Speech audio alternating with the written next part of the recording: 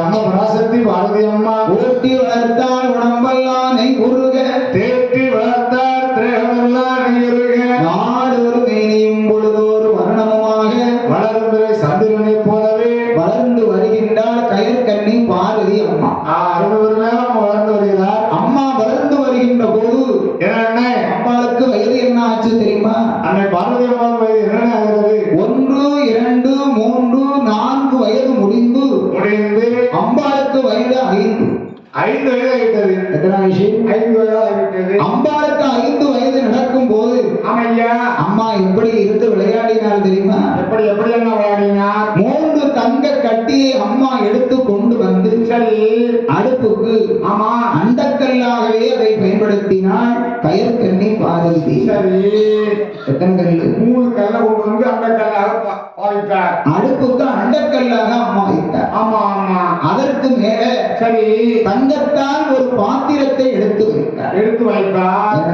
தங்கத்தால் பாத்திரம், தங்க பாத்திரம். ஆமா ஆமா. நம்ம வீட்டுல என்ன பாத்திரம்? நம்ம வீட்டுல பாத்திரம் இருக்கு, சில்வர் பாத்திரம் இருக்கும், ஆமை பாத்திரம் இருக்கும்.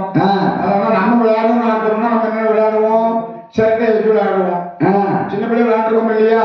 கல்லை வச்சு அதுக்கு மேல சட்டை வச்சு தண்ணியை ஊத்தி அதெல்லாம் கொஞ்சம் மண்ணை கூட சாப்பாடு, அது சாப்பாடு. ஆமா. அதுக்கு ஒரு குழம்புக்கு போற அந்த கருவேலை இருக்கு இல்லையா? அந்த கருவேலையை போட்டு வச்சிருப்போம் குழம்பு வச்சு. அதுக்கு வேற குழம்பு. ஆமா.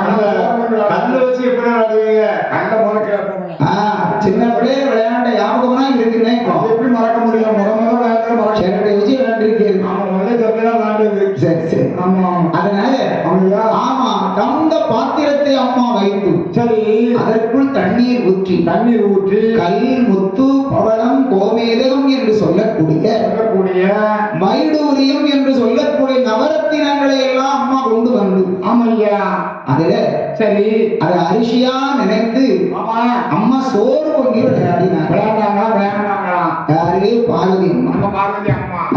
சரி பார்வதி அம்மா இப்படி சோறு பொங்கி விளையாடுகிற போது ஆமையா இதை யார் பார்க்கிறார்? யாருன்னா பார்த்தார்? கைலாசத்தில் இருக்கக்கூடிய கன்னியர்கள் கவனித்தார். சப்த கன்னியர்கள் 7 பேர்கள் பார்த்தார்கள். சப்த கன்னியர்கள் என்றால் யார்? அது யாருன்னா சப்தம்னா எத்தனை தெரியுமா? எத்தனை? 7. அஷ்டம்னா 8. 18.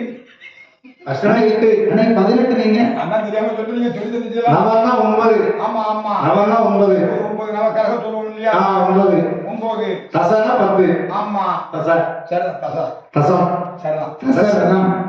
தசம் தசம்னு சொல்றாங்க. சரி கிந்தனா 10 1 2 3 4 5 8 ஜாய். ஆமா அதான் ஒண்ணு இருக்கும். சரிதான் சரிதான். ஒண்ணு 10 சொல்றது. அதேனா ஆமையா சப்த என்றால் 7 என்றால் 7 என்றால் 7 கன்னியர்கள். சரி கன்னியர் என்றால் ஆமையா திருமணமாகாத பெண்கள் என்று அர்த்தம். அர்த்தம் கண்ணீர்கள் என்றார். அந்த 7 பேர் யாரெல்லாம் தெரியுமா? யாரெல்லாம்? பிராமி, கௌமாரி, வராகி, வைஷ்ணவி, சாமுண்டி, மகேஸ்வரி, இந்திராணி. இந்த 7 பேர் யார் தெரியுமா? யாருன்னா இவங்க நம்ம நாடார்குல தங்கங்களை எல்லாம் பெற்றெடுத்த தாய்மார். நமக்கு தாய்மார்கள் அவங்க சப்தகன்னிகள் தான். அந்த 7 பேர்களும் அயற்கண்ணி அம்மா பார்வதி தனியாக இருந்து விளையாடுகிறார்கள் என்று சொல்லி அவர்களும் பூலோகம் வருகிறார்களா? அம்மாவுக்கு தோழியாக வருகிறார்கள். அடுத்து யாரெல்லாம்? தெய்வேந்திரனுடைய மனைவி இந்திராணி வருகிறார். அந்த அம்மா இந்திராணி அம்மா வராங்க. மகாவிஷ்ணு மனைவி மகாலட்சுமி வருகிறார். பிரம்மதேவருடைய மனைவி சரஸ்வதி வருகிறார். சரி, அவர்களை வரும் இல்லாமல் பார்வதி அம்மாவுடைய மருமகள் 2 பேர். யாரெல்லாம்? வள்ளி அம்மா, அவர்களும் பார்வதி அம்மாவுக்கு தோழிகளாக பக்கத்திலே வந்து விளையாடினார்கள். இப்படி விளையாடி வரக்கூடிய நேரம் பார்வதி அம்மனுக்கு வயது என்னாச்சு தெரியுமா? பகவானோட அருளாக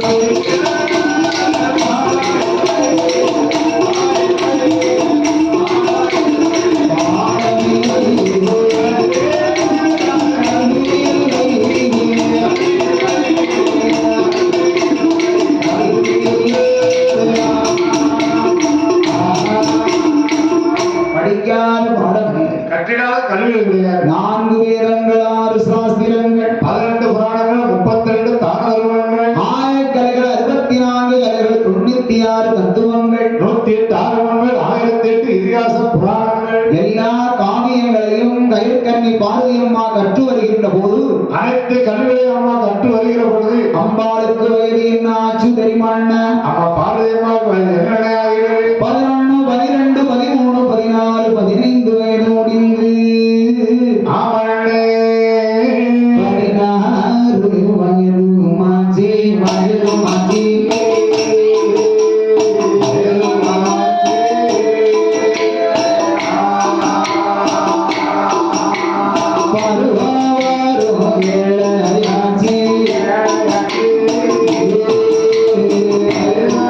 பருவாவாரும்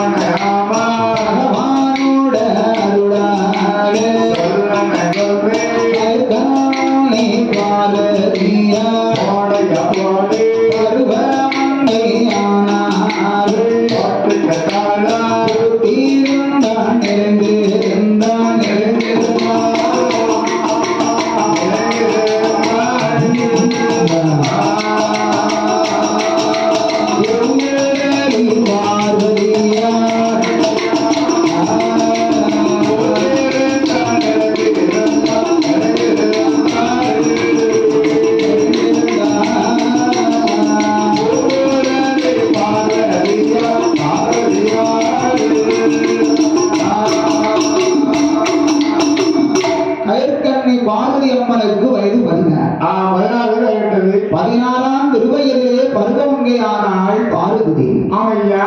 ஆண்டவன் அருளால் சரி. ஆதிபராசக்தியான அம்பிகை ஆமண்ணா. அழகு நிறைந்த பெண்ணாகவும் ஆமையா. அறிவில் சிறந்தவளாகவும் சிறந்தவளாகவும் ஆற்றல் உடையவளாக ஆமையா. அதிகரசனுக்கும் அருணவல்லி அம்மனுக்கும் சரி. வளர்ப்பு மகளாக வளர்ந்து வருகிறார். ஆமண்ணே. இப்படி இருக்கும் போது இதை யார் அறிந்தார்? யாரண்ணா அறிந்தார்? இதனால இது வரைக்கும் ஆமையா. அலைகடலுக்குள் மகளமின் ரூபத்தில் அமைதியாக இருந்தாரே ஸ்ரீ முருகன். ஆமா ஆமா. முருகன் இப்போது மனதில் நினைக்கிறார். என்ன நினைக்கின்றார்? இதுவரைக்கும் நாம அமைதியாக இருந்து கொண்டிருந்தோம். இருந்துட்டோம் அமைதியா இருந்துட்டோம். இதற்கு மேலேயே நாம அமைதியாக இருந்தோமானால் அம்மாவுக்கும் அப்பாவுக்கும் திருமணம் நடக்காது. கல்யாணம் நடக்காது. கல்யாணம் நடக்க வேண்டுமானால் என்ன செய்ய வேண்டும்? நாம என்ன செய்யப்போம்? நாம கலகத்தை உண்டு செய்ய வேண்டும். கலகம் உண்டு செய்யாதான் நியாயம் பறக்கும். முதல்ல கலகத்தை உண்டு செய்ய வேண்டும் என்று ஐயா அந்த கடவுள் ஆகிய ஸ்ரீமுருகப் பெருமான் மனதிலே அறிந்து ஆமண்ணா அம்மாவை வணங்கினார் முருகன். சரி. தாயே பார்வதி அம்மா, அம்மா தாயே, நான் இப்போது அட்டாதிட்டம் செய்ய இருக்கின்றேன் அம்மா. ஆமா ஆமா. என்னை மன்னித்து விடுங்கள். மன்னித்து விடுங்கள் அம்மா. எல்லாம் உங்களுக்காக. அம்மா உங்களுக்காகவும் அப்பாவுக்காகவும் 2 பேரும் திருமணத்தை நடக்க வேண்டும் என்பதற்காகத்தான் வேண்டி நீங்கள் 2 பேரும் இணைந்து இருந்தால் தான் எல்லோருக்கும் பெருமையாக இருக்கும். அதனால் தான் அட்டாதிட்டம் செய்ய இருக்கிறேன் அம்மா. அம்மா அருமை மகனாகிய முருகனை மன்னித்து விடுங்கள் என்று தாயை நினைத்து தாழ்வாக வணங்கி முருகப்பெருமான் அட்டாதிட்டம் எப்படி செய்கிறார் தெரியுமா? எப்படி எப்படி என்ன ஐயா அட்டாட்டம் செய்தார்? தாயை சுமந்திட்டு கரையேற்றிய மகனே, தாயை சுமந்திட்டு கரையேற்றிய மகனே, கண்ட தெரியாமல் கல்யாணம் முடியாது, கண்டை தெரியாமல் கல்யாணம் முடியாது, பார்வதி தன்னையும் முடித்து, பார்வதி தன்னையும் முடித்து, மகனை சூழக் கலக்குவான், மகனை சூழக் கலக்குவான், தன்னையும் வாளால கட்டிவிட்டார், தன்னையும் வாளாலே கட்டிவிட்டார், அதனை விட்டு மாலை போல் செய்வாராம், மலை போல செல்வாரா, விட்டு வைக்கின்ற அந்த குமாரரை அந்த குமாரனை இந்த விஷயங்கும் தெரியாமல் கொண்டு போக எங்கும் தெரியாமல் கொண்டு போக கொண்டிருக்கின்ற சங்கிலியை அறுக்குவான். வெளியில சக்கரையா இருக்குவார். அவன் மறிவட்டம் தூதும்பா போகவே பரிவட்டம் முன்னுமாய் போகவே அட்டை மண்பால கைதிகள் பொய்பட அட்டை மண்பால கைதிகள் பொழிவான மரங்களை பிச்சு பிச்சு போடுவான். மரங்களை பிடிச்சு பிடிச்சு போட்டுமா அந்த கருவாட்ட கடல் கொண்டு போகவே அந்த கருவாட்டை கருவாட்டு போகவே அது குதிரையின் மேல பிடிப்பாராம். அங்கேயே இருந்து கெஞ்சி கெஞ்சி கைவோடும் அது கீரைய வாட்டி வாங்கி பிடி போடும். அதிரமாகத்த பிடிக்கின்ற பேர்கள் கூறுவான்.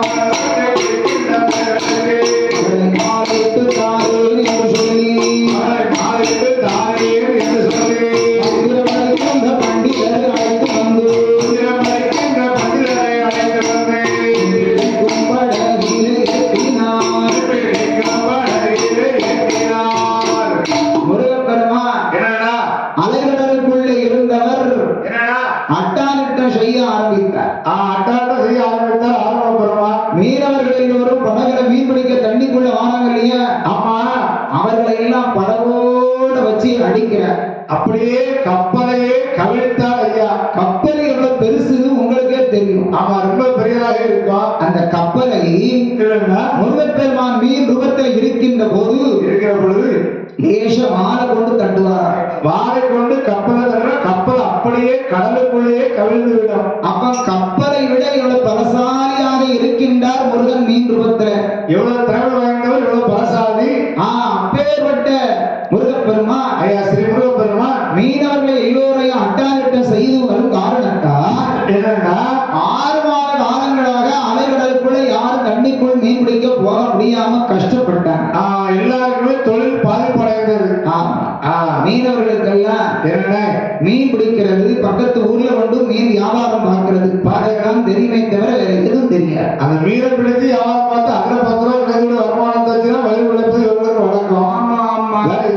செய்யறவங்களும் தெரியாது, எந்த தொழில் அவங்களுக்கு தெரியாது ஐயா. அப்படி இருக்கிற பொழுது என்னன்னா இந்த தொழிலுக்கு ஒரு இடைவெளி வந்து விட்டது. ஆமா ஆமா என்று சரி எல்லாரும் மக்கள் எல்லாரும் மன்னன்ட்ட போய் சொன்னாங்க. எல்லாரும் மன்னன்ட்ட போய் சொன்னாங்க. என்ன சொன்னாங்க?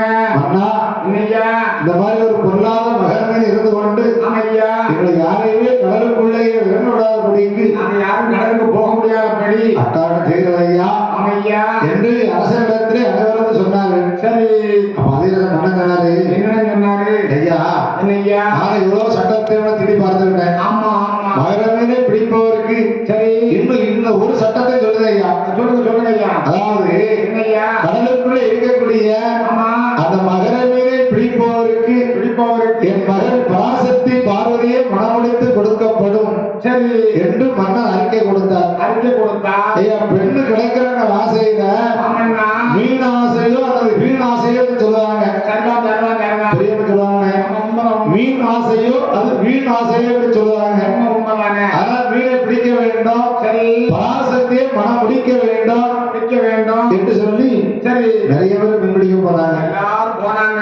60 பேர் 70 பேர் இருக்கும். சரி சென்ற மீனவர்கள் அனைவர்களையும் செந்தூர் வடிவேல் முருகப்பெருமான் அரைக்கடல் ஓரமாகவே அடித்து நொறுக்கி வெளியில் தள்ளினார். கால ஓரமாக போயிடுவாங்க. சரி காதலை கட்டி யாரு வரா?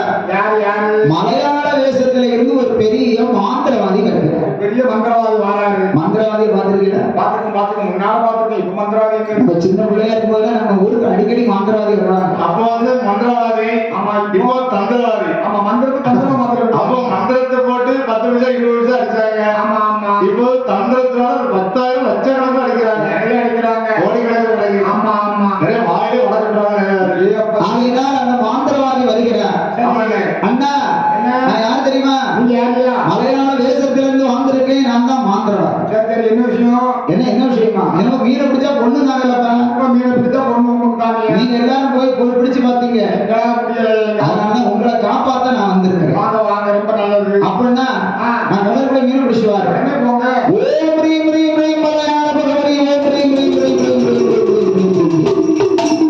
அள்ளி போட்டா திடீர்னு தள்ள காட்டு. கிரீம் கிரீம் ஐஸ்கிரீமா அந்த கிரீம் ஓம் கிரீம்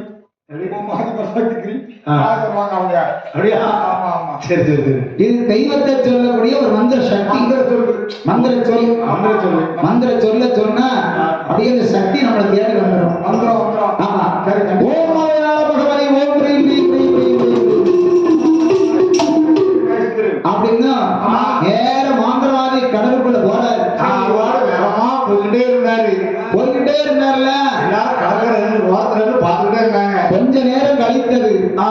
ஒரு அலையில் வருது மாந்திரவாதி வலது கை, ஒரு அலையில வருது அவருடைய தலை, ஒரு அலையில் வருகிறது மந்திரவாதியுடைய இடது கை, ஒரு அலையில வருது அவருடைய காது. என்ன மந்திரவாதி பொன்னாக மகரவீனாக இருந்த செந்தூர் வடிவேல் முருகன் அந்த மந்திரவாதியை விட்டு வைக்கவில்லை. மாந்திரவாதியை என்ன விட்டு வைப்பாரா? திறமையான போனவங்களையே ஐயா பதம் பார்த்தாரு. ஆமா இவரு மந்திரம் போட்டு மீனை பிடிச்சலாம் நினைக்கிறார.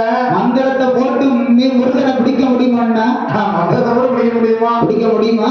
காரணமே முடியாது. ஆகினா பொல்லாத மாந்திரவாதியை அடித்து நொறுக்காத கடல் ஓரமாக தள்ளிய காரணத்தால் என்னடா உத்திரகோசம் அங்கை பரிவாரில் உள்ள மக்கள் பேசுகிறார்கள். தம்பி யாரையெல்லாம் நம்பவே கூடாதப்பா. நம்ம திக்கட்டவருக்கு தெய்வம் தான் சாட்சி. தீராத நெஞ்சுகள்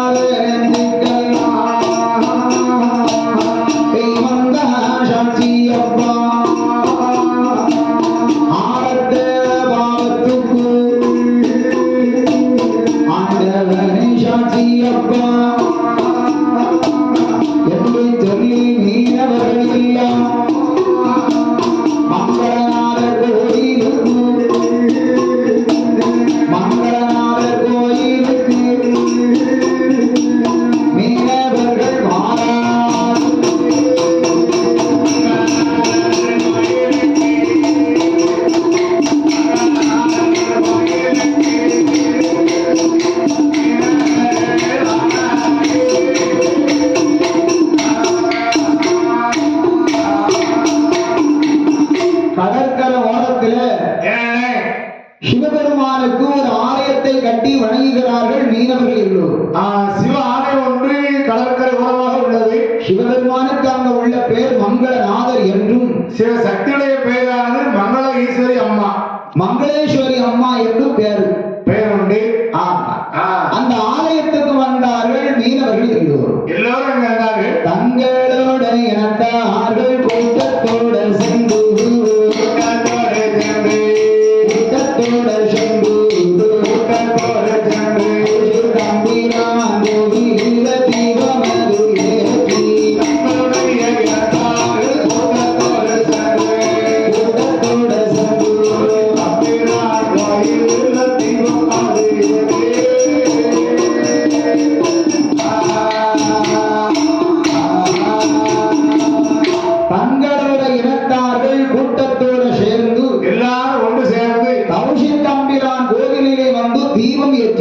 அந்த ஆலயத்திலே வந்து அடிபணிந்து வணங்கினார்கள், அகர்விளக்கு ஏற்றினார்கள். ஆண்டவா இறைவா கடலை நம்பி கொண்டு இருந்து கடலை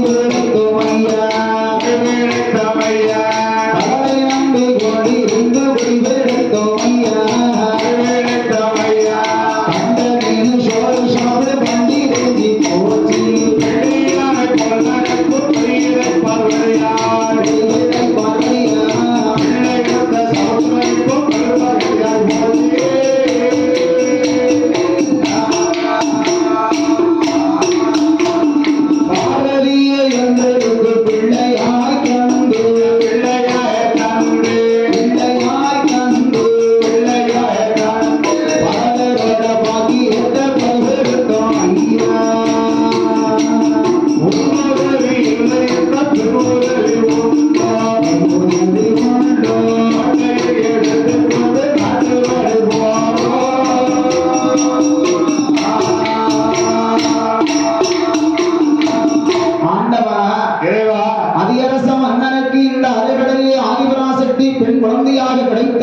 பராசக்தி வார்க்கடைகளை கிடைத்தவுடனே நாங்கெல்லாம் சந்தோஷப்பட்டோமே சங்கரா. அனைவருக்குமே அளவிடந்த ஆனந்தம், அதை கடலை விட அதிகமான அந்த ஆனந்தம் ஆண்டவா. அந்த பிள்ளை கொடுத்த சமுத்திரம் இன்றைக்கு எங்களுக்கு பெரிய பகையாகிவிட்டது ஐயா. எங்கள் கஷ்டங்களை எல்லாம் நீங்களாம் தீர்க்க வேண்டும் ஆண்டவா. இறைவா பகவானே, அதிகரசரிடத்திலே நாங்கள் முறையிட்ட வகைக்கு என்னன்னா மீனை பிடித்தவருக்கு தன் மகள் பார்வதி திருமணம் முடித்து தருகிறேன் என்று கூறினார். எவ்வளவு சொல்லி பார்த்தார். ஆண்டவா இறைவா, பிள்ளைக்கு தாம் மாப்பிளை மீன் பிடித்தவரை என்று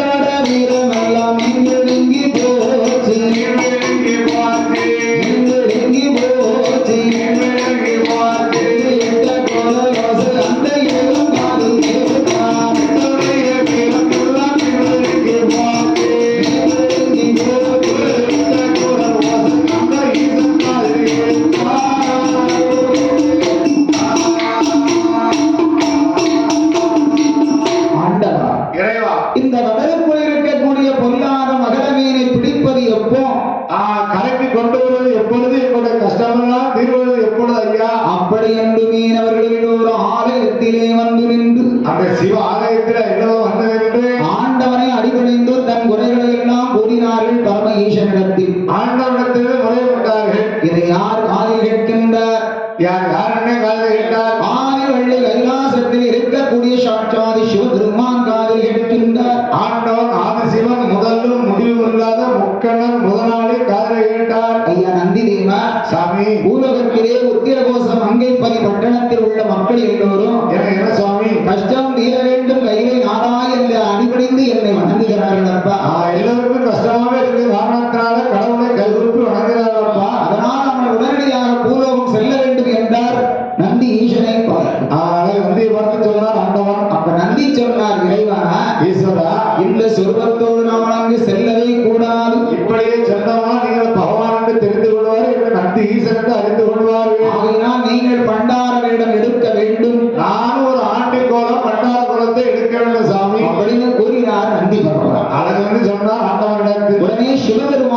நந்தீசனும் பண்டாரக்கோரை எடுத்து எப்படி வருகிறார்கள் தெரியுமா?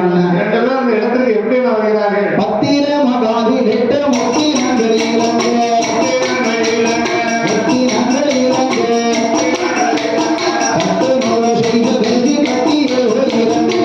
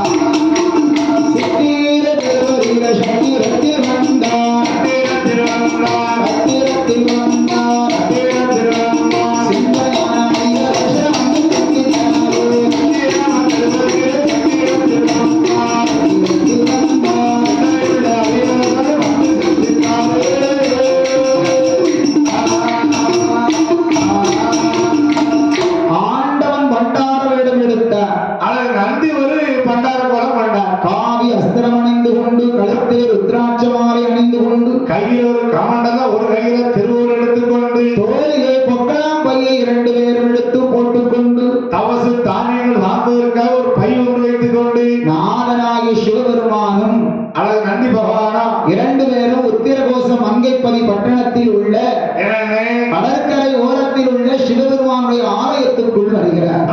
கோவிலுக்குள் வருகிறார்கள். கோயிலுக்குள்ள ஏகப்பட்ட பேர் கூட்டமாக அவரையோடு உட்கார்ந்து இருக்கிறாங்க. எல்லாரும் கூட்டமா உட்கார்ந்துறாங்க. அதன் அருகாமையிலே வந்தார் பரமேஸ்வரன். பகவான் அவர்கள் பக்கத்தில் வந்தார். அம்மா தாயே அம்மா பசிகுரே தாயே பசிகுரே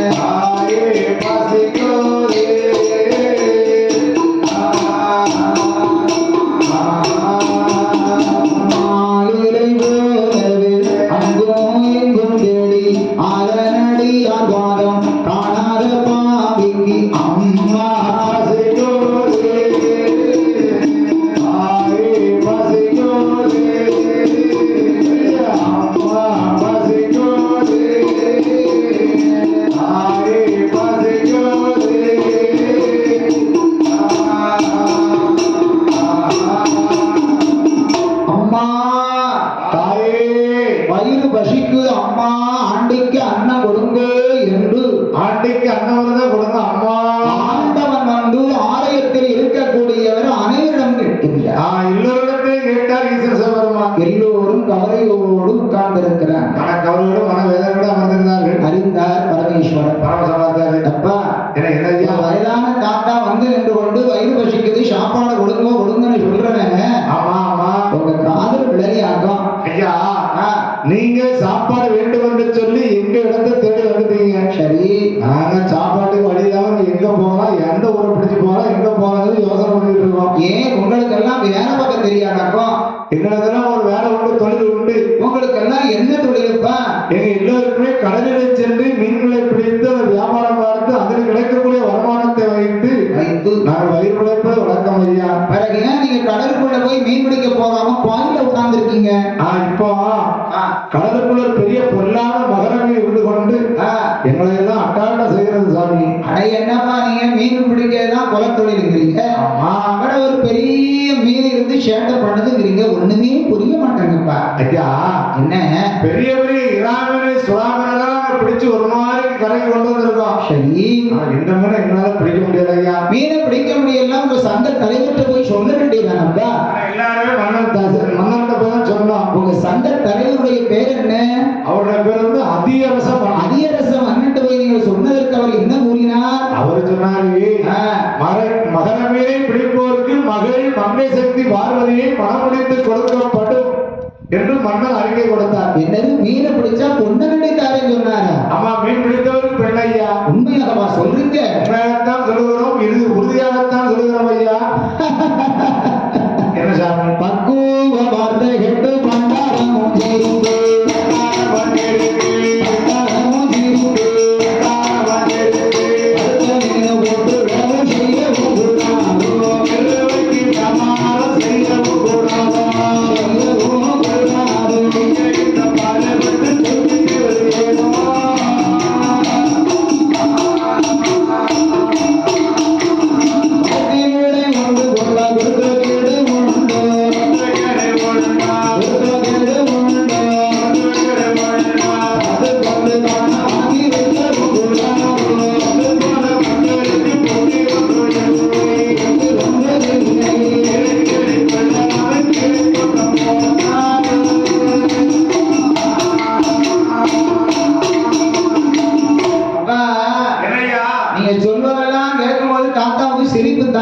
எங்க பிழப்பு பார்த்தா வச்சுட்டு போறது இல்லைங்க. அதை சொல்லலப்பா.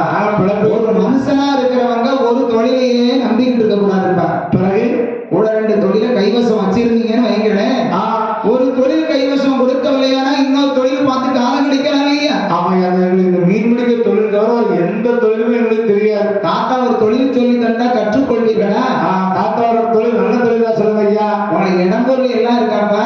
எல்லாரும் கொஞ்சம் இடம் இருக்கு ஐயா. அந்த இடத்தை ஏற்கிறப்ப பிடித்து நீங்க உழவு செய்து உழவு செய்து பருத்தி விதையை மணல்ல ஊண்டி வைத்தீர்கள். ஆனா என்ன ஐயா, மழை ஒழிந்து பருத்தி செடி முளைச்சு மேல வரும். ஆமா ஆமா, பருத்தி செடி முளைத்து மேலே வந்து பூ போட்டு பிஞ்சு பிடித்து காய் காய்த்து பஞ்சா வெடிக்கும். பஞ்சா வெடித்து பறக்கும். அந்த பஞ்சை எடுத்து தராசுகோல் பிடித்து வியாபாரம் பார்க்க நீங்க போகலாமே ஐயா. பருத்தி செடி எப்படி இருக்கும்னே எங்களுக்கு தெரியாது. அப்படியானா இன்னொரு தொழில் சொல்லி தரட்டுமா? இன்னொரு தொழில் என்ன தொழில் சாமி? வீட்டு பக்கத்துல கொஞ்சம் கொஞ்சம் இடம் இருக்கு இல்லையா, கொஞ்சம் அந்த இடத்த மணலை சுத்தம் செய்து சரி கீரை விதையை தூவி தினசரி தண்ணி வாங்கி வைங்களேன். சரி, கீரை செடி நல்லா முளைச்சு மேல வரும் ஐயா. அந்த கீரையை பறித்து ஐயா கட்டுக்கட்டா கட்டி 5 ரூபா 10 ரூபா வியாபாரம் பார்க்க போகலாமாப்பா? ஐயா, கீரை எங்களுக்கு எப்படி இருக்குன்னே தெரியாது. உங்களுக்கு என்னதான் தெரியும்? ஐயா, எங்களுக்கு கடல்ல போய் மீன்களை பிடிப்போம். மீனை பிடிச்சிருந்து பக்கத்து ஊர்ல ஏதாவது 10 துட்டுக்கு வருமானத்துக்கு விற்போம். அப்படியானா உங்களுக்கு இந்த தொழில் தவிர வேற தொழில் தெரியாது, அப்படித்தானே? எந்த ஒரு வேலையோ எந்த ஒரு தொழிலுமே எங்களுக்கு தெரியாது ஐயா. அப்படியானா உங்களுக்கு சொல்லி தந்து பிரயோஜனமே கிடையாது. ஆமா ஆமா, தாத்தா உங்க வழிக்கு நான் மாறேன். எங்க வழிக்கு வாங்க தாத்தா. ஏதோ மீனை பிடிச்சா பொண்ணுன்னு சொன்னீங்க இல்லையா? ஆமா ஆமா, நான் சென்று மீனை பிடித்தால் உங்கள் இளவரசி பார்வதி எனக்கு திருமணம் முடித்து கொடுப்பீர்களா? ஐயா பெரியவரே, என்னப்பா உங்களால மீன் பிடிக்க முடியுமா? நிச்சயம் தானே முடியும். இளைஞர்கள்லாம் எவ்வளவோ திறமை வாய்ந்தவர்கள், திறமைசாலிகள்லாம் சென்று மீன் பிடிக்க சென்றார்கள். இருக்கட்டும், அவர்களை எல்லாம் அடித்து ஒதுக்கிவிட்டு இந்த பொல்லாத மகர மீன். சரி, நீங்க வயசானவர், பெரியவர், முதியவர், உங்களால மீனை பிடிக்க முடியுமா ஐயா? பாருங்க, அதெல்லாம் இப்போது கேள்வி கிடையாது. நான் மீனை பிடித்து விட்டு வந்தால் உங்க இளவரசி பார்வதி எனக்கு திருமணம் முடித்து கொடுப்பீர்களா? ஐயா, நீங்க மீனை பிடிச்சா உங்களுக்கு தான் பெண்கள், எந்த ஒரு மாற்றமும் அது இல்லை. அப்படியான இன்னிடைய கல்யாணம் செய்து வந்த மறுநாள், செய்து வந்த மறுநாள் மீன் பிடித்து வருவதற்கு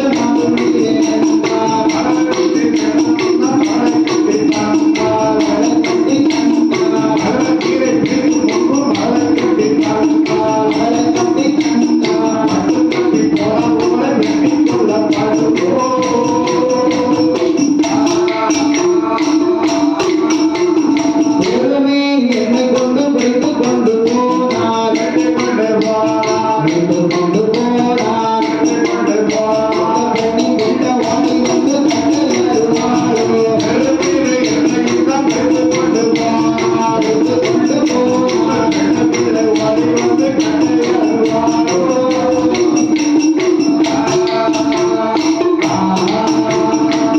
அப்பா தாத்தாவுக்கு இன்னைக்கு பார்வையை தாலி கட்டி கொடுப்போம். நாளை காலையில தாத்தா மீன் பிடிச்சு வந்துருவேன். ஐயா, என்னப்பா பார்வையெல்லாம் முன்கூட்டியே நான் மனம் முடித்து தர முடியாது. ஏன் கட்டி கொடுக்க மாட்டேங்கிறீங்க? பார்வை உங்களுக்கு மனம் முடித்து விட்டோம்னா நீங்க எல்லாரும் எங்களுக்கு சொந்தக்கார உற்றார் உறவினரா ஆகிடுவீங்க. பார்வைக்கு நீங்கள் புருஷனா மாறி விடுவீர்கள். ஆமா ஆமா, நாளைக்கு நான் மீன் பிடிக்க போகவில்லை என்று மறுப்பு தெரிவித்தீர்கள். ஆனா உங்க தலையை நாங்க வெட்ட முடியுமா? அப்படியே உங்க தலையை நாங்க அறுத்து எரித்தோமானா பார்வதியுடைய நிலைமை என்ன ஆகும்? ஆமா ஆமா,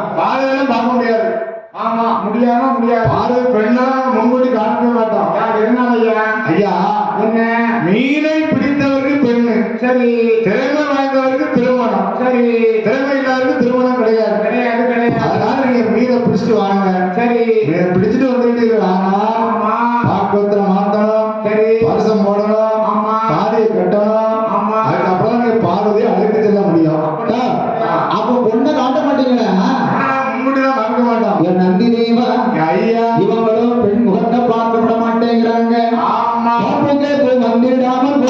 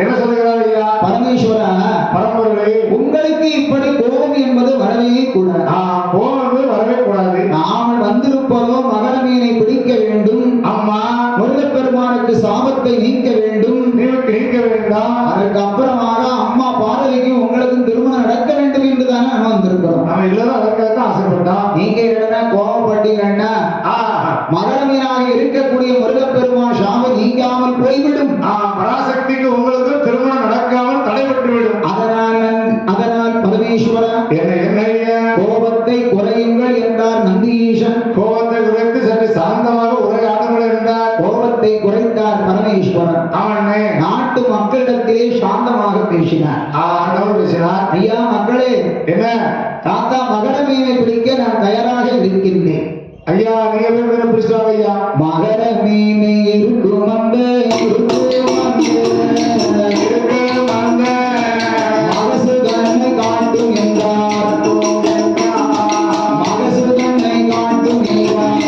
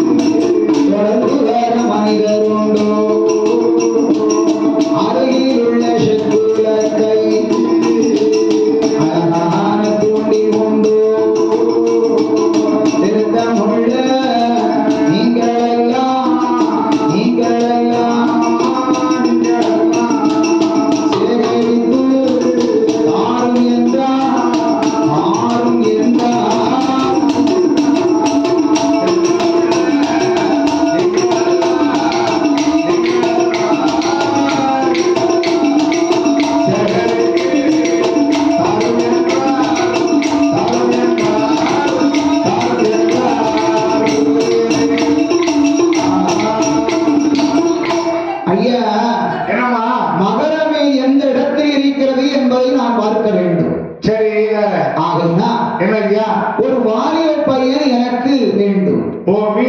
இருக்கிற இடத்தை சொல்லுவதற்கு ஒரு பையன் வேணும். அதுக்கு அப்புறமாக என்னடா படகு ஒன்று வேண்டும். சரி படகு வேற. அடுத்து துடுப்பு ஒன்று வேண்டும். கட்டாயம் கொடுத்துற வேற. வலை வேண்டும் என்றார் ஆண்டவராகிய பரம ஈசன். ஆண்டவன் கேட்டார். நாட்டு மக்கள் எல்லோரும் சொன்னார். என்ன சொல்லுகிறார்?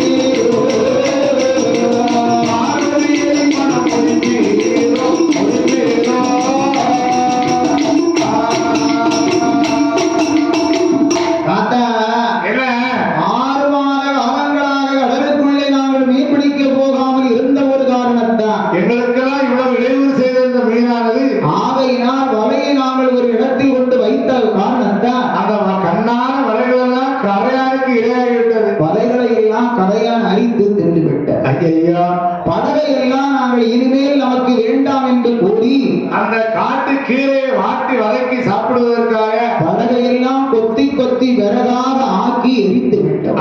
வெட்டி வெட்டி விறகாக ஆக்கி விட்டாங்க. எல்லாருக்கும் ஒரு துடுப்பு வைத்திருந்தோம் டாக்டர். எல்லாருக்கும் ஒரு துடுப்பு உண்ட 6 மாத காலங்களாக நாம் மீன்பிடிக்க போகவில்லை. இனிமேல் இந்த துடுப்பு நமக்கு எதற்கு என்று சொல்லி பக்கத்து ஊரில் உள்ள அனைவர்களுக்கும் பாதி விலைக்கே நாங்கள் கொடுத்துட்டோம். கேட்டவர்கள் என்ன கொடுத்தோம்?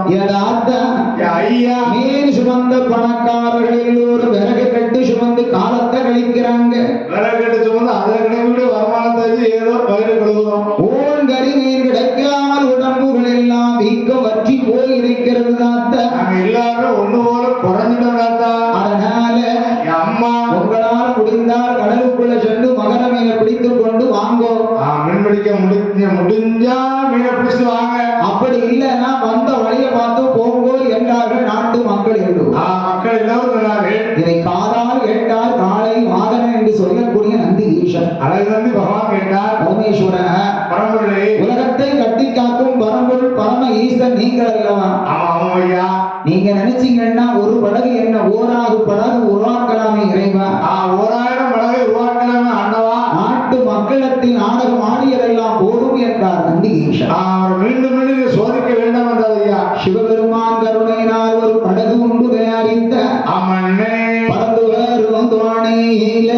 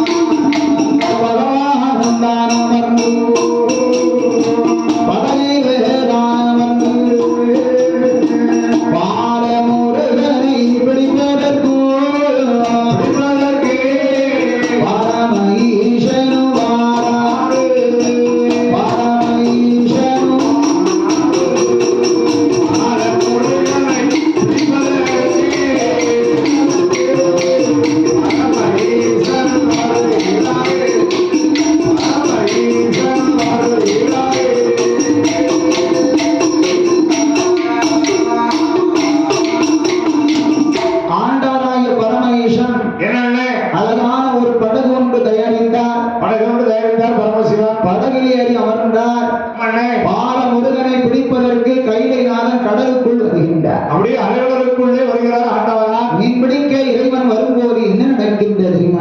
என்னென்ன விஷயங்கள் நடக்கிறது? ஆண்டவனாகிய சிவபெருமான் கடலுக்குள் வருகிற போது வாழ்வு பகவான் செய்து தண்டனாக வீசி வர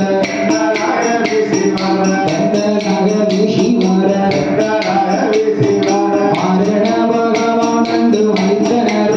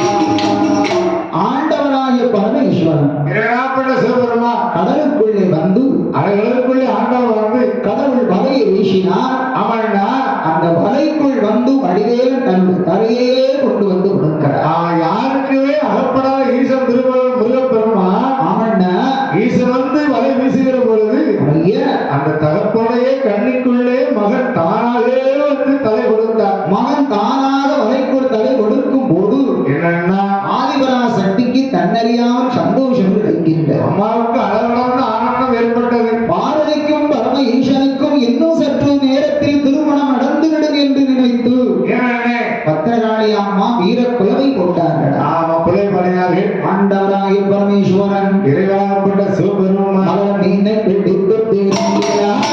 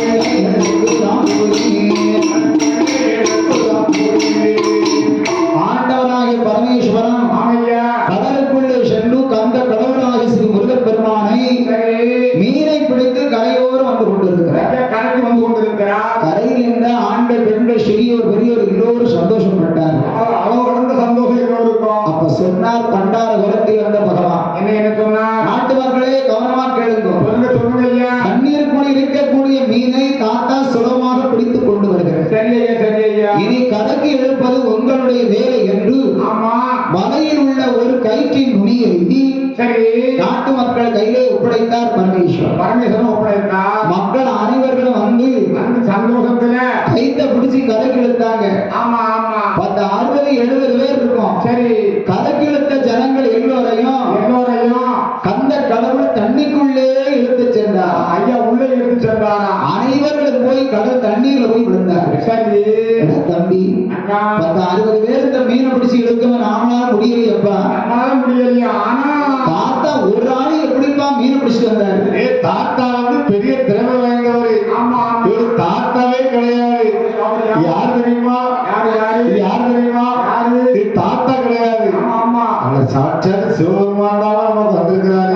அப்படி என்றால் அதற்கு அப்புறமாக எல்லா மக்களும் இறைவனாகப்பட்ட சிவபெருமான் தான் இந்த தாத்தா என்று கடவுளான் என்று சொல்லி எல்லோரும் கையூப்பி வணங்கினார்கள். எல்லோரும் அதற்கு அப்புறம் தாத்தாவை வணங்கினார்கள். நம்ம எல்லாரும் சிவ ஆலயத்தில் இருந்து சிவனை வழிபட்டு வணங்கினோம் அல்லவா? ஆமா, அந்த சிவபெருமான் தான் நமக்கு வந்து கை கொடுத்திருக்கிறாரப்பா. அப்படி என்று நாட்டு மக்கள் எல்லோரும் வணங்குகிற போது ஐயா வணங்குகிற பொழுது ஆண்டவராகிய சிவபெருமான் நன்றி ஈசனை பார்த்து சொன்னார். நன்றி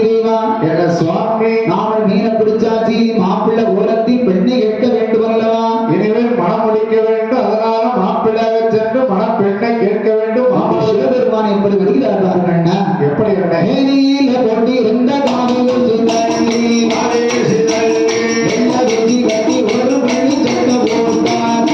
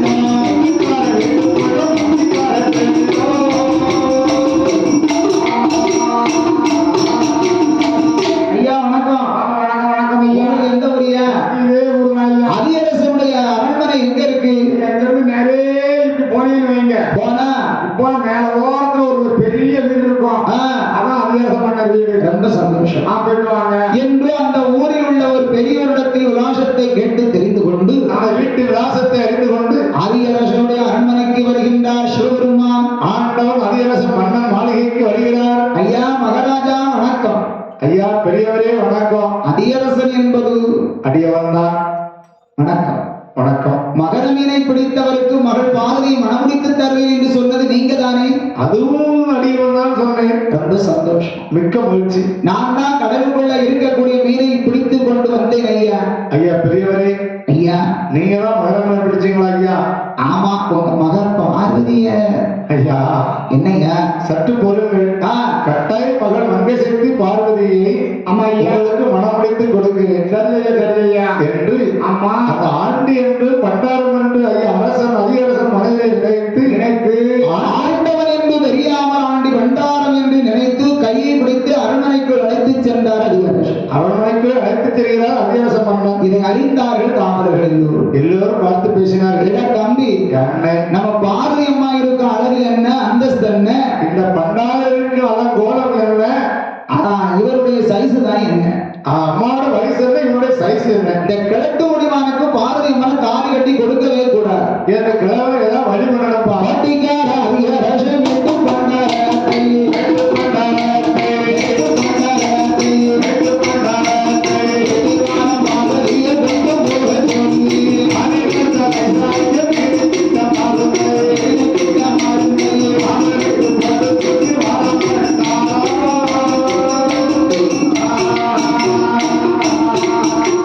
ஞானத்தில புத்தி விட்டு நீன பிடிச்சாச்சு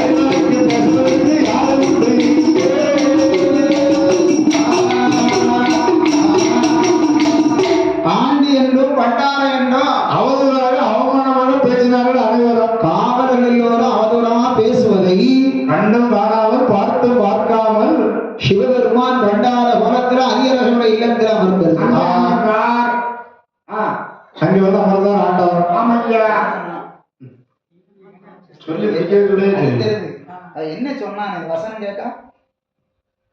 அப்படி வருகிறார் ஐயா. ஆண்டவர் ஆதி சிவபெருமானை சரி, ஆண்டி என்று பண்டாரம் நினைத்து அந்த அதிகார மன்னர் அப்படியே அழைத்து வருகிறார். சரி, இதை அறிந்தார் அதிகாரம் மன்னன் பார்த்தார். பண்டாரமே, ஐயா ஐயா வருங்கால மருமகனே, மாமா இடத்துல உட்காருங்க. சரி மாமா, என்பால் பார்வைக்கு அலங்காரம் செய்து அழைத்து வருகிறேன் என்று அழைத்து வருகிறேன் என்று சொல்லி அந்த ஆண்டவன் சிவபெருமானை அங்கே அமர வைத்து விட்டு அவனே அதிகரசன் மகன் பார்வைக்கு அலங்காரம் செய்ய தோழிகளை எல்லாம் அழைத்துக் கொண்டிருந்தார். அழைத்துக் கொண்டு வருகிறார். இதை அறிந்தால் அதிகரசனுடைய மனைவி அருணவல்லி. அருணவல்லி பெண்மொழியால் பார்த்தார். ஏங்க என்னம்மா, நம்முடைய மகளுக்கு கல்யாணம் முடிக்கணுமா? ஏமா ஆமா, கட்டாயம் காலத்துல பெண்களுக்கு கல்யாணம் முடிச்சாலாம். நீங்க சொல்வதெல்லாம் சரிதான்.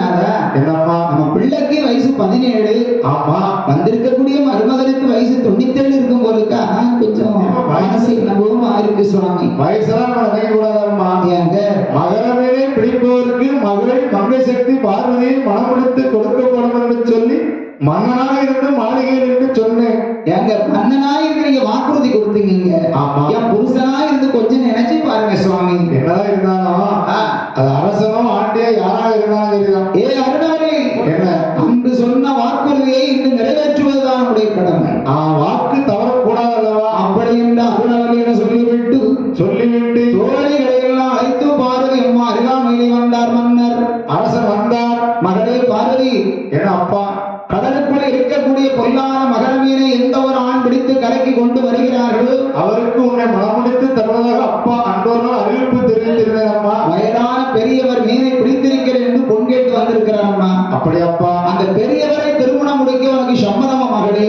அப்பா, அம்மா, அரசனோ ஆண்டியோ பண்டாரமோ பரதேசியோ யாராக இருந்தாலும் தெரியும், நீங்க யாருக்கு என்னை தாலி கட்டி கொடுக்க நினைக்கிறீர்களோ, என்ன மனமுடித்து கொடுக்க வேண்டும் என்று நீங்கள் எப்படி எண்ணுகிறீர்களோ, அது எந்த ஆண்மகனாக இருந்தாலும் சரி அப்பா. அந்த ஆண்டியை மனமுடிக்க எனக்கு மனப்பூர்வ சம்மதம் அப்பா அப்படின்னா பராசக்தி அம்மா சொன்னாங்க. தோழிகள் எல்லோரை அழைத்து மகள் பார்வதிக்கு அலங்காரம் செய்ய சொல்லி வந்தார். சரி, அறிந்தாள் அருணவல்லி. அருணவல்லி பார்த்தார். நம்முடைய கணவர் கேட்க மாட்டேங்கிறார், மகளும் பரிபூர்ண சம்மதம் என்று சொல்லிவிட்டாலே நம்முடைய பார்வதி திரு கல்யாணத்தை பார்க்க உயிரோடு இருக்கக்கூடாது, இந்த பெண்மொழியாலே அந்த பண்டாரத்தை மனமுடிப்பதை பார்க்கவே கூடாது என்று என்ன வேலை செய்த பேர்களுக்கு கூலி கொடுக்க சொல்லி, கூலி கொடுக்க சொல்லி, கூலி கொடுக்க சொல்லி, கூலி கொடுக்க சொல்லி, வீட்டு பெண் கொண்டு ஒருத்தி பார்த்து வைக்க சொல்லி, சீலமுள்ள பார்வதிக்கு தாலி கட்டும் போது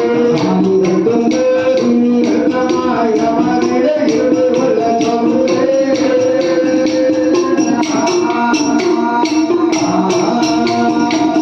மகள் கல்யாணத்தை பார்க்க உயிரோடு இருக்கக்கூடாது என்று முடிவெடுத்து அவனே தங்க அரளை விதையை எடுத்தாள் தாய் அருணவல்லி. என்னன்னா அம்மியில வைத்து அரைந்து நன்றாக அரைத்து பசும்பாலில் கலந்து அவனே மகளே பாரதி பாரதி என்று அப்படியே அருந்தினார். ஐயா விஷத்தை அருந்தி விட்டு என்னே அருணவல்லி பேச்சு மூச்சு இல்லாம கீழே விழுந்தார். இதை அறியாத பார்வதி அம்மாளுக்கு என்னன்னா அலங்காரம் நடத்தி கொண்டிருந்தார்கள் தோழியர்கள். அந்த திருமண ஏற்பாடு சிறப்பாக நடந்து கொண்டிருக்கிறது. பார்வதிக்கு உச்சியிலிருந்து உள்ளங்கால் வரைக்கும் தங்க நகைகளெல்லாம் போட்டு அலங்காரங்கள் செய்து தங்க நகைகளை எல்லாம் பூட்டினார்கள். அவன்னா அலங்காரம் செய்து கொண்டு இருந்த போது என்னன்னா அழகு பாரதி தேவி அம்மாவை பார்க்க வந்தார்கள்.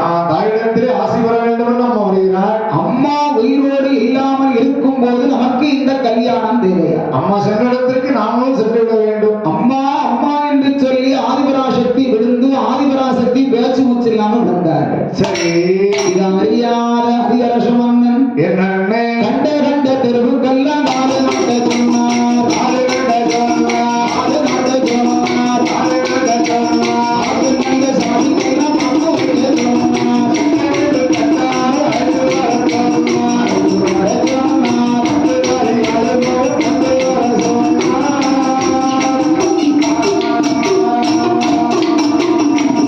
அதிகரச மன்னன் அம்மா மகள் பார்வதிக்கு திருக்கல்யாணம் நடக்க வேண்டும் என்று சொல்லி வந்த அலங்காரங்கள் எல்லாம் நல்லபடியாக வேலைகள் நடந்து கொண்டு இருக்கிறது. தளபதமாக வேலை செய்து கொண்டிருந்தார்கள். இதை அறிந்த தோழியானவள் ஓடி ஓடி வந்து காதுக்குள் செய்தி சொன்னார். என்ன செய்தி சொன்னார்? மகாராஜா, ஐயா, உங்கள் மனைவி அருணவல்லியும் உங்கள் வளரப்பட்ட கயிற்கண்ணி பார்வதி அம்மாவும் பேச்சு மூச்சு இல்லாம இருக்கிறாங்க அப்படின்னு நான் தோழி. சரி, அவ சொன்ன பொழுதில கண்ணீர் மழை நீர் போக காதமே திட மாட்டாம சொன்னா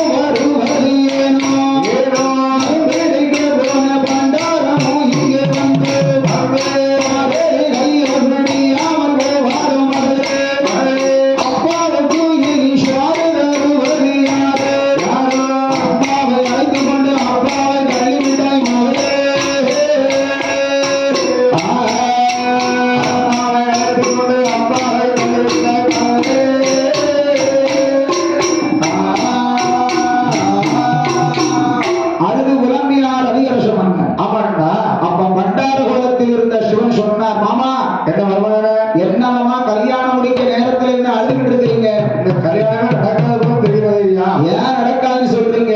மணப்பெண்ணும் உயிரோட இல்ல, மணப்பெண்ணுடைய அம்மாவும் உயிரோட இல்லை ஐயா. பாருங்க, பார்வதி உயிரோட இருந்தாலும் சரி, அவ இறந்தாலும் சரி, எனக்கு அதை பத்தி கவலை கிடையாது. எப்படி இருந்தாலும் பரவாயில்ல, என்னுடைய பொருளை என்னிடத்திலே கொடுத்து விடுங்க. பார்வதி அழைத்து கொண்டு வந்து என் பக்கத்துல வைங்கோன்னார் பண்டார கோலத்தில் இருந்த பரம ஈசன். ஆண்டவன் சொன்னார். உடனே அதிகரசன் தோழிகளை எல்லாம் அழைத்து பார்வதி அம்மனை மெதுவாக அழைத்து வர சொல்லி மன்னன் ஆணையிட்டார். அரசன் சொல்லி அனுப்பினார். தோழிகள் எல்லோரும் அம்மா பார்வதி அம்மனை மெதுவாக அழைத்து கொண்டு வந்து பண்டார அருகாமையில பார்வதி அம்மனை அமர வைத்தார்கள்.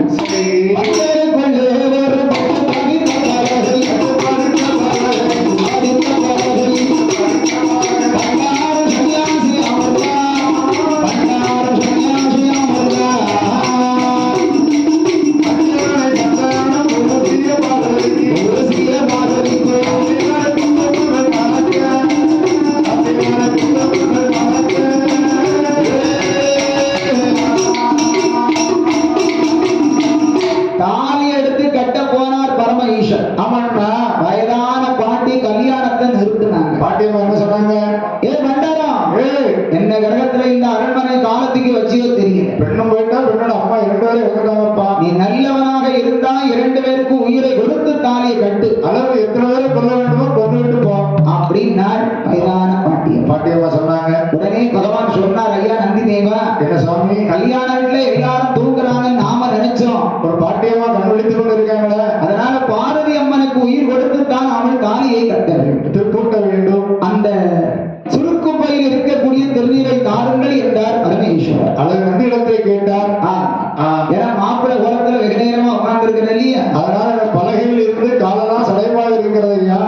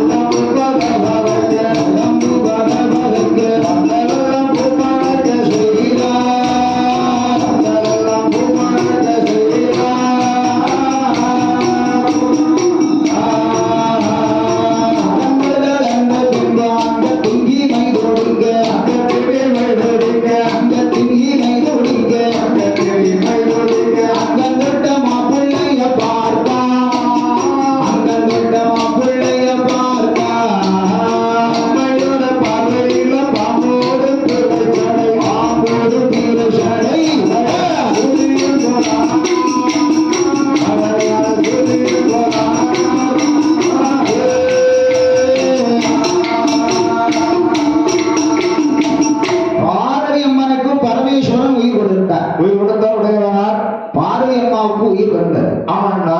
பார்வதி அம்மா கடைக்கண்ணால பக்கத்தில் இருந்த பண்டாரத்தை பார்க்கும் போது பராசக்தியோட பார்வையானது பண்டார மேலையில் பட்ட உடனே பண்டார கோலம் நீங்கி அவன்னா ராஜாதி சிவனாக காட்சியளித்தாராம். பார்வதி அம்மா கண்களுக்கு பரமசிவனாக காட்சி கொடுத்தார். ஐயா நந்திதேவா, ஐயா பார்வதிக்கு உயிர் கொடுத்து விட்டேன். சரி, அருணவல்லிக்கு அது சார்பாக உயிர் கொடுத்து வாருங்கள் என்றார் பரமேஸ்வரன். ஆண்டவன் சொல்லி அனுப்பி வைத்தார். நந்தீசன் அரண்மனைக்குள்ளே சென்று ஆமாண்டே சப்பர மஞ்ச கட்டில உயிர் இல்லாமல் இருந்த அருணவல்லி மேலையெல்லாம் திருநீரை தூவினார். திருநீர் பட்டவுடனே திருநீர் மேல் பட்டவுடனே சிவனுடைய கருணையினாலும் சிவகாமி சுந்தரி கருணையாலும் அம்மா அருளாலே அருணவல்லிக்கு மீண்டும் உயிர் வந்து விட்டது. என்னம்மா தூங்கிட்டு இருக்கிறீங்க? கல்யாண குளத்தை பாருங்கம்மா. உங்க மகான் கல்யாணத்தை போய் பார்க்கிறார் நந்தீஷன். அழகாடி சொன்னார். அருணவல்லி ஓடி ஓடி வந்தாள். ஆமா, ஆண்டவன் இருப்பதை அறிந்து இருகரம் கூப்பின அடங்கினார். பரமசத்தை பார்த்த உடனே பரவசம் அடைந்தார் அம்மா. உடனே திருமாங்கலத்தை எடுத்து திருப்பூட்ட முயன்றார் பரமேஸ்வரன். சரி, அப்ப கல்யாணத்தை யார் தடுக்கிறா தெரியுமா? யார்? தகுதி கணவரையும் நகரப்பனை வணங்கி இங்கு வாழ வேண்டும் என்றார். இங்கு வாழ வேண்டும் என்றார். நகரப்பனை வணங்கி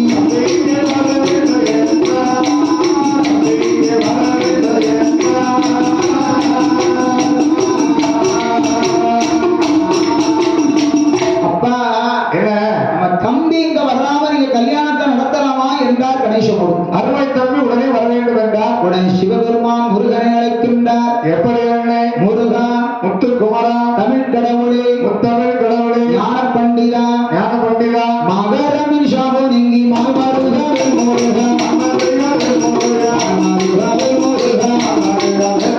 பாலகன் எடுத்துக்கொண்டு வருவார், பாலகன் எடுத்துக்கொண்டு வருவார்.